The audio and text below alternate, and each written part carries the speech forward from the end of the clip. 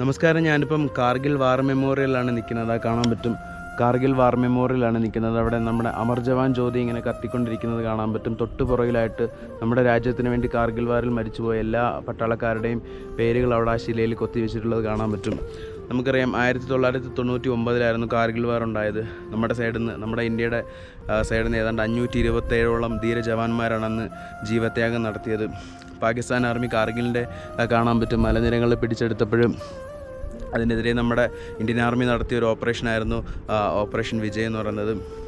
ഇവിടെ നിൽക്കുമ്പോൾ ഒരുപാട് അഭിമാനവും വിഷമവും ഒക്കെ ഉണ്ട്, സന്തോഷവും പ്രൗഡും ഒക്കെ ഉണ്ട്. കാരണം എന്താ പറയുക, നമുക്ക് വേണ്ടി ജീവത്യാഗം ചെയ്ത എല്ലാ ധീര ജവാന്മാരെയും സല്യൂട്ട് ചെയ്യുകയാണ്, അനുസ്മരിക്കുകയാണ്. അതുപോലെ തന്നെ ഇപ്പോഴും നമുക്ക് വേണ്ടി ജീവത്യാഗം ചെയ്തുകൊണ്ടിരിക്കുന്ന ഓരോ പട്ടാളക്കാരനെയും, അല്ലെങ്കിൽ നമുക്ക് വേണ്ടി അതിർത്തിയിൽ നമ്മുടെ രാജ്യത്തിനെ കാക്കുന്ന ഓരോ പട്ടാളക്കാരനെയും സ്മരിക്കുകയാണ്, സല്യൂട്ട് ചെയ്യുകയാണ്.